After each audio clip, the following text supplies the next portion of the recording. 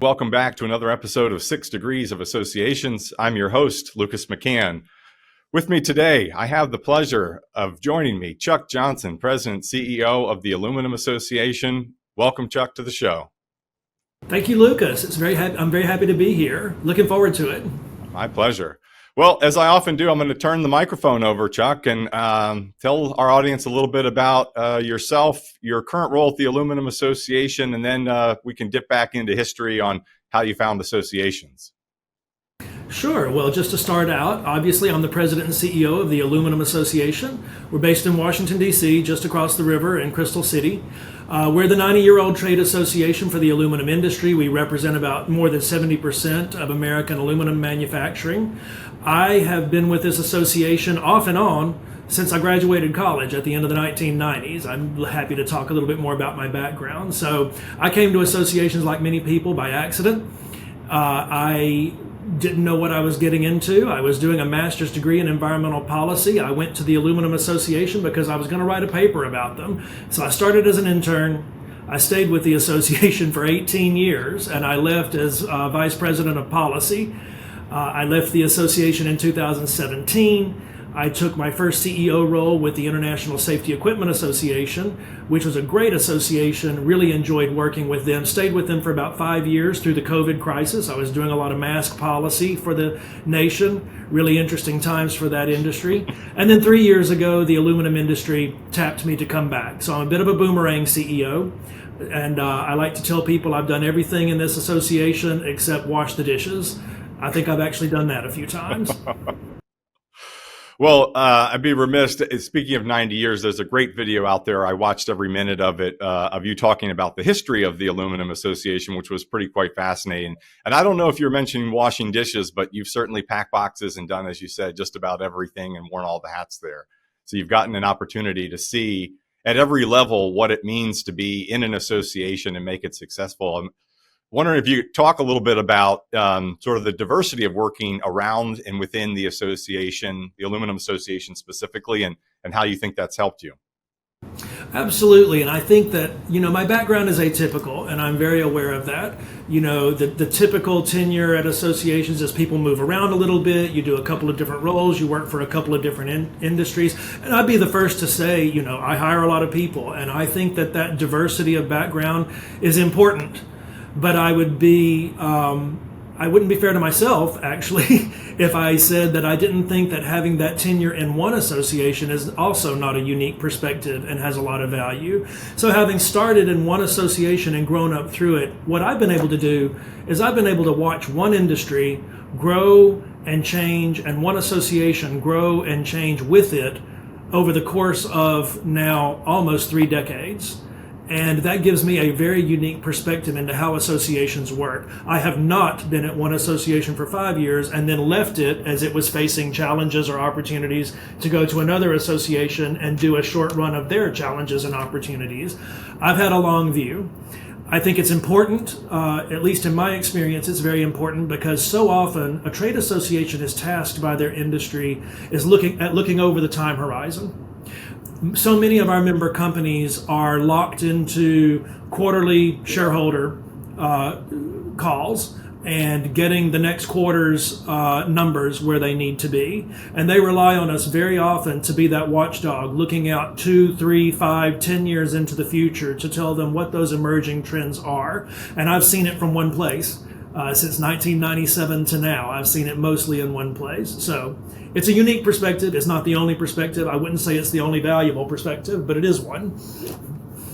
Absolutely. I see that maybe too often, and not to say that there isn't value in jumping around a little bit more, as you said, and changing missions in different industries. But I do think there is a unique value set to being in it for the long game. You're not just there for the contract, if that's a little crude to say. Some people get in and it's an important aspect of the role, but taking the long view and looking through the challenges and really beyond the challenges. Can you talk to us a little bit about some of those challenges and some of the opportunities that you've sort of gone through and how you viewed that differently in taking the long game? Well, sure, I can do that both personally and on behalf of an industry. I think that everybody has their own personal challenges that they work through in their professional life. And then there are the challenges we deal with for our industries. I think those are two different baskets that you can look at. First of all, I think that, as an individual, I didn't plan to be a CEO for a lot of my career. I made it to vice president of my association before I started really thinking, I want to run one of these. And along the way, there were a lot of challenges. I am a Class A procrastinator, or at least I was earlier in my life, and I have spent, that's an unpopular thing to say out loud, and it's a real challenge to deal with, and I had to work hard to train myself to not work in that regard. It actually becomes easier as you progress up an organization, as you become a manager. At least for someone like me who's very interpersonally motivated, I'm motivated by the people around me. Leaving people hanging is not a good thing. And when people are reporting to you, you can't be late all the time. You can't be working last minute. There's no late night that's going to fix things. And so that's been a real personal challenge that I've dealt with at a very, very personal level. And I'd like to think at this point in my life I've largely overcome that hurdle.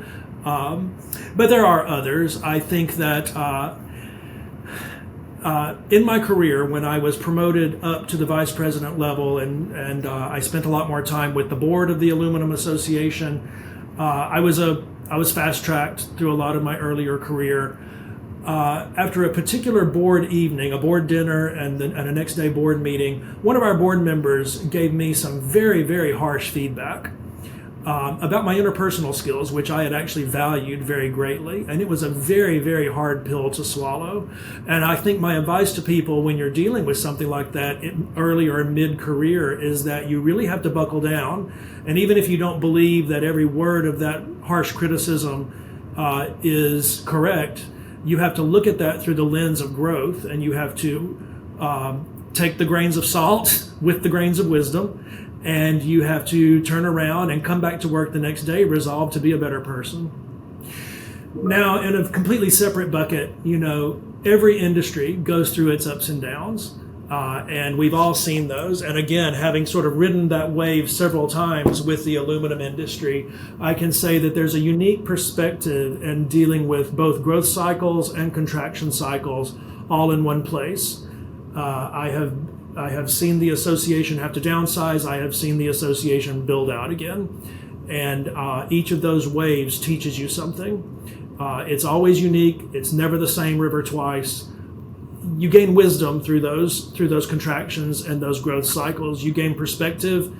You gain a little bit of a sense of irony sometimes. First of all, I would throw myself in the procrastination boat in my younger years, and to a degree, I think that's something I'll always work on and continue to improve. The biggest piece of that, I also got some harsh criticisms along the way. I really appreciated the feedback, as difficult it was to swallow in the moment.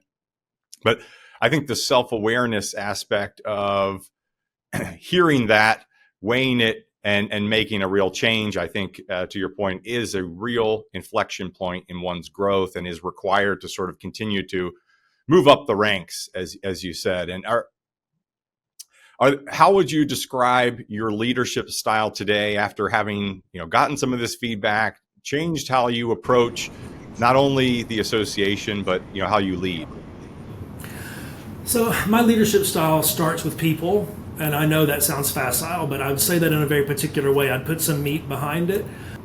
And we forget that very often. We're so busy being consultants to our industry. We're so busy providing services and providing deliverables that we forget that the biggest thing we do is we put competitors in a room in the only legal way that they can collaborate with each other.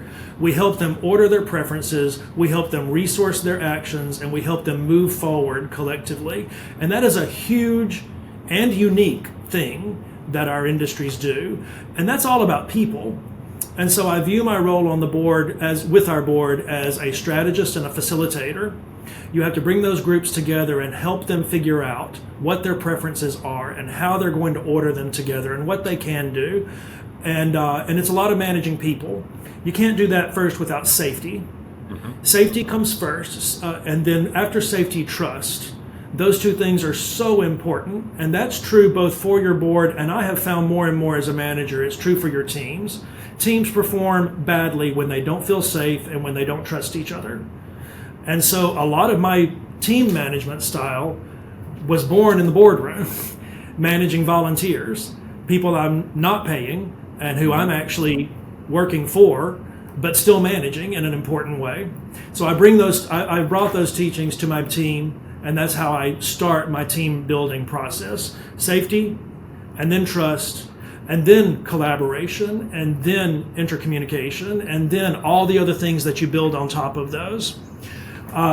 I have, through surveys and quantitative work, I have been amazed by the number of people in the association world who don't say that they feel safe and valued and trusted in the workspace. And I just don't believe those people perform well. And I think that's a culture thing. And it's something that we should start with and not assume. Yeah, I agree with you 100% on the trust. As a silly example, I have a 14-year-old son who just joined a new travel basketball team, right? I'm already starting this as silly terms, but they literally came together this past weekend in their very first tournament together. And these boys barely knew each other's first name. And I watched them miscommunicate, or the lack of communication is really what held them back. Individually, there was a lot of skill and potential, but as a team, I watched them not pull things together and execute because they didn't know how to work together. They didn't know how to communicate with each other, and there was not as much trust as there needed to be in the system, and there wasn't too much togetherness. Now, I heard you speak one time on one of the big values of the Aluminum Association specifically, and I don't know that it's unique to them. It should be a part of everybody's mission and value, was the togetherness, bringing all these folks together for a common cause. What are some of the ways that you all tactically make that happen? Because it's one thing to say it, it's another thing to do it and build that trust within the industry and each other. Well, yeah, as an association, there's a perennial chicken and an egg question. I give a whole talk on how associations came to be and what they are. But if you think of all these firms out in the world just in the primordial soup of capitalism, and then at some point somewhere, firms decided to work together. Now, back in the day, before antitrust laws, they worked together in very different ways than they do today. But it's an interesting question. If you have a new industry and they're forming an association, what comes first? Is it the companies coming together saying, hey, we're similar, maybe we can work together? Or is it things have to get done and then companies come together because they recognize that there's a need? It's the who and the what.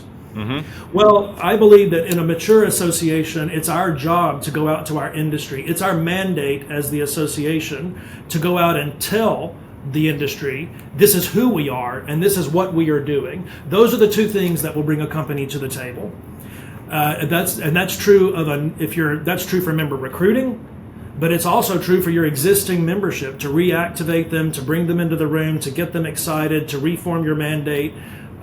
You have to tell them who we are and what are we doing. And it never gets old. It's never the same. We are different all the time. The aluminum industry has contracted in the upstream in North America. There are fewer smelters in the United States since any time since the Second World War. At the same time, the midstream and downstream of the industry has grown like crazy. So we're a different industry today than we were in 2000, a very, very different industry. But at the same time, we're the same industry. So going out in the world and telling the industry, this is who we are today. We're remelting more aluminum, for instance, than we've ever remelted before. And people are investing more in remelting today than they ever have before. And we have a new membership class for remelters that we've never had before. That's your who. And then the what is, I could wash, rinse, and repeat this. The what changes all the time. And if you're not communicating it, they don't know it. Because they're not going to just proactively... Your website, I'm sure it's lovely, but your website is not going to do this for you. You have to go out in the world and communicate these things. I love the example of new membership class, new classification. I think that's just becoming a classic example of how you as an organization can pivot. I see too often, this is how it's kind of always been done. The old moniker is it's not broken. It's not broken until you know it's broken, right? And so I think creating these new classes are a great way to expand and specialize the membership so that it doesn't become an issue down the road. And so I love that as an example of evolution.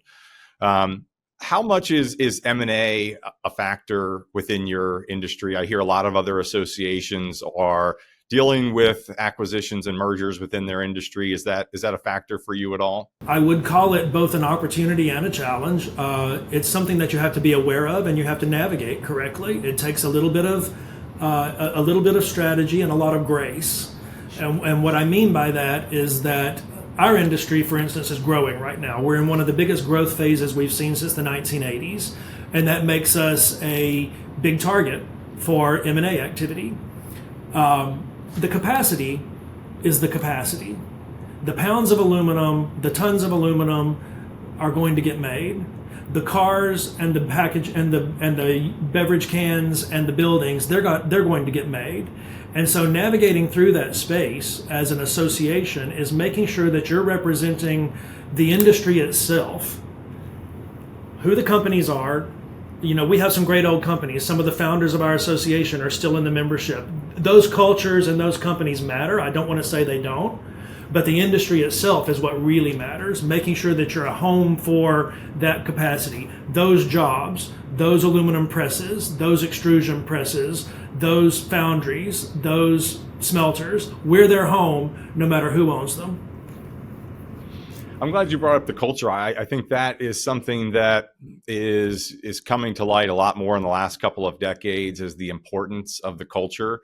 What is sort of the culture of the association today? How would you describe that? And what do you all do actively to, promote and retain it? That's a great question. I don't think it has a simple answer. When I hear people say our culture is, these three words, I respect that. That's their approach. That's not how I view it. When I was brought back to the Aluminum Association, one of the things I was tasked with by our board was rebuilding the culture of the association. This association has had a reputation for decades of hitting above its weight, of having long tenure within our ranks of our staff.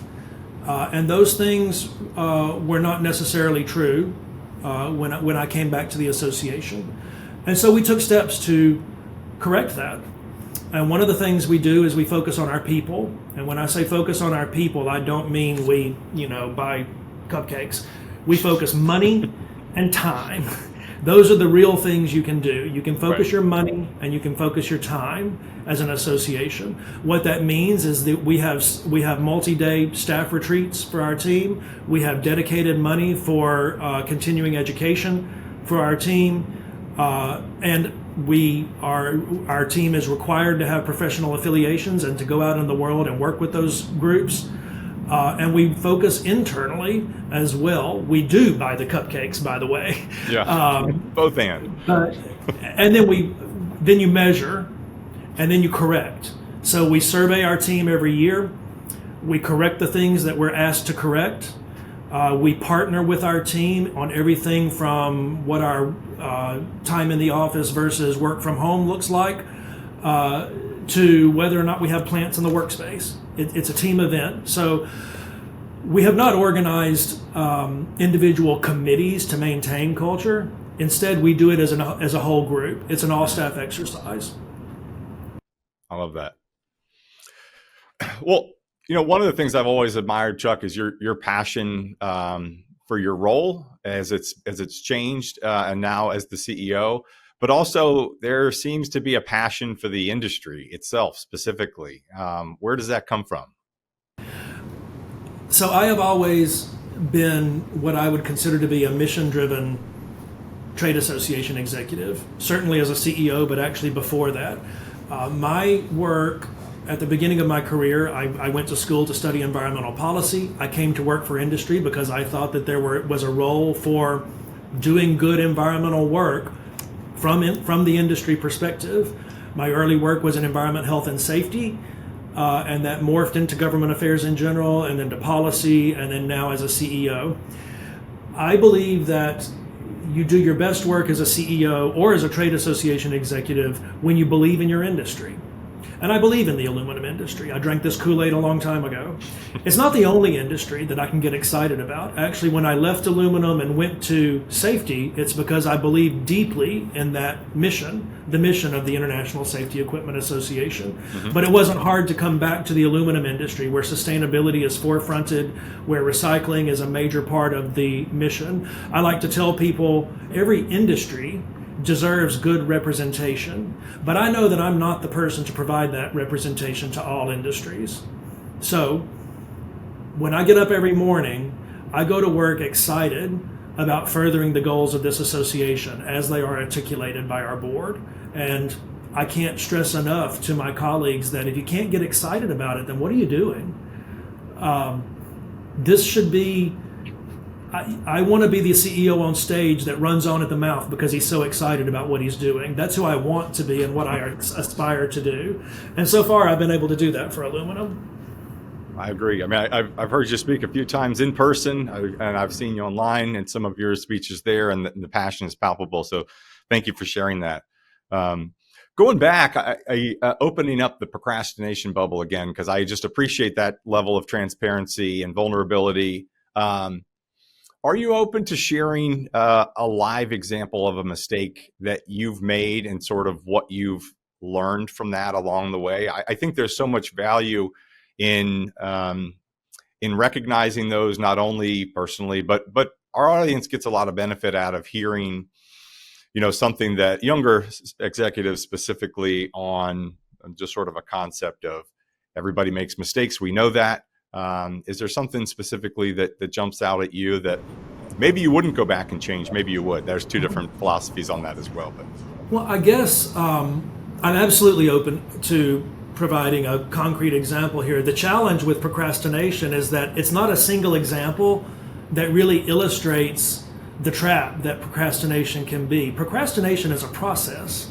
It happens over time. So yes, I can point to an individual work product that was either late or didn't get delivered at some point in my career because of procrastination, but that doesn't describe the feeling of being a high-performing individual who also procrastinates. That feeling, it's a hole that you get into. It happens differently for different people. I am an avoidance procrastinator, and what that means is that I'm at my highest level of function when I am procrastinating. It means that there's something undone, and I'm doing 9 other things better than anybody else because I'm avoiding that one thing by doing these other things. So procrastination looks different for different people. Procrastination very often is the procrastination trap. There's one thing undone, and you let everything pile up behind it because you've set a roadblock for yourself. Understanding your flavor of procrastination is the surest way for you to overcome it.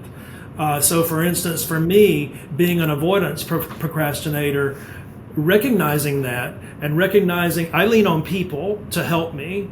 I work with teams. I will reach out to my vice presidents to say, this one thing is the one thing I'm not getting done. Let's work on it together. In the meantime, you're going to get great performance in 5 other places, Yeah. but I need help with this one. And so there's 9, 10, 12 different versions of procrastination. Understanding your version, reading up on it, acknowledging it, and digging in to find the processes that help you dig out of it is really what will overcome that in your life. What won't work, and this is the one thing I've never seen this work for any procrastinator I have worked with. Trying to make someone focus on that one thing that they're not doing well, let's just do that one thing. Don't do anything else. It sometimes makes it worse. And so just focusing in without recognizing what your process for procrastination is, I just find that self-defeating. Yeah, absolutely. Well said. I found personally, I'm maybe find myself in the same small boat. It's the one thing, and if I really ask myself, why am I avoiding this thing? It's either something I feel like maybe this isn't my gift, maybe this isn't the best use of my time. And so I do go focus on something else that I feel like I really enjoy. As a philosophy, I believe you should put people in seats doing specific items that they really want to do. I mean, for me, that's where I really watch people excel, doing things that they want to do, they're good at, they were built to do. And often, when we're recruiting, we find folks that are doing things that kind of make them want to scratch their own eyeballs out. And that's a great opportunity to bring somebody in and put them in a seat that I think just naturally fits them. We all have things that we would rather be doing, right? And if you had to do one thing, you could pick out, everybody could say, if I could just do this all day, that would be great. I maybe have 12 of those things that I really like doing. But I also have the small pile of things that I really don't want to do. That what you just said made me think, and one of the ways that we have built culture here at the Aluminum Association is to consciously focus on our work environment and to make it a place where we like to say, when people wake up in the morning, they shouldn't not want to come to work. Now, it's work. You don't have to love it every day. But this space where we convene as a team, it should be safe, and you should trust the people here, and it should be ordered in a way that it's a good place to be. And I think we don't focus on that often enough. And it speaks to what you were just saying, that our doing things you want to do is a much better way to work than forcing yourself every day to do the things you don't enjoy. I want to switch gears for a second and do, as I often do, some fun questions for you. So, first up is what's something you look forward to every year when the calendar changes? That thing is the first thing on your calendar, and you're already, eyes are set, calendar's booked for. Actually, I don't get it booked first thing in the year, but it's actually time with my family. My husband and I are spread out. He's Indian or of Indian descent, and so his family is in the Himalayas in India on a farm, and my family is in Mississippi, and I grew up on a farm. And so it takes a little bit of planning, but we spend time with both families every year, and I really enjoy that time. So you split vacations as well? We manage our vacations pretty well, and we both love to travel, so we do get time to get around the world on our own, but we always try to bake in some time to get with both families during the year.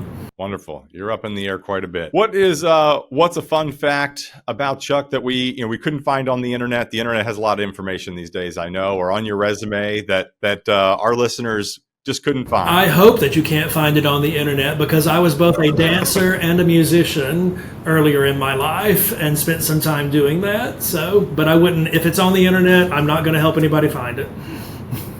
Okay. What type of music? Jazz mostly, jazz and blues. Okay. Wonderful. Well, as you can see from my Jazz Fest poster, I am as well a big jazz fan. I've been to that festival myself. So.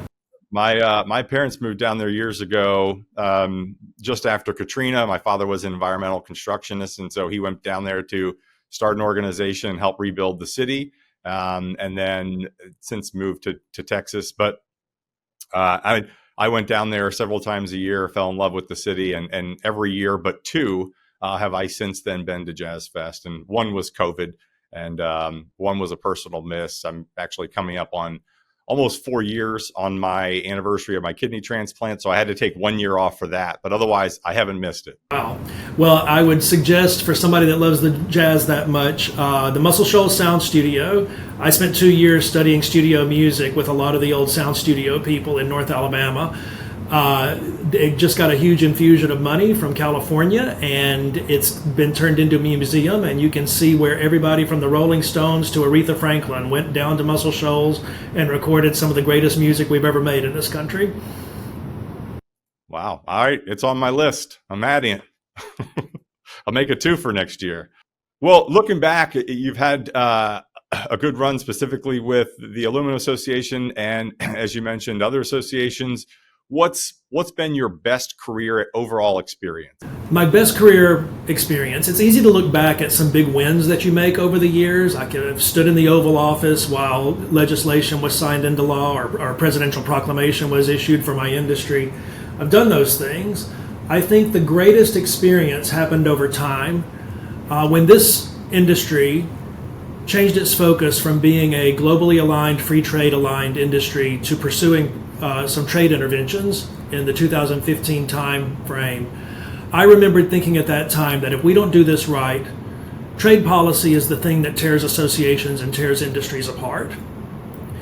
And it's 2024, and we are still 100% aligned as an association. I think we did it right, and I think that's no small accomplishment. It wasn't just mine, but I would call that a career great for me, helping to steer this industry through very turbulent water and achieve the trade policy ends that they meant to, without splintering, without shearing off. It's a heck of an accomplishment. As I often do, Chuck, here at the end, as I kind of wrap us up, I have the unfortunate exercise of doing so, but we'd love to hear if you have somebody in your network that you believe our audience would benefit from hearing from as well. I'm going to say Farah over at the Fragrance Association. I'd love to hear her thoughts on some of these questions. Excellent. Well, we'll reach out and hopefully we can get them to join. And Chuck, thank you again so much for your time. I really appreciate it. Thank you very much. Have a good afternoon.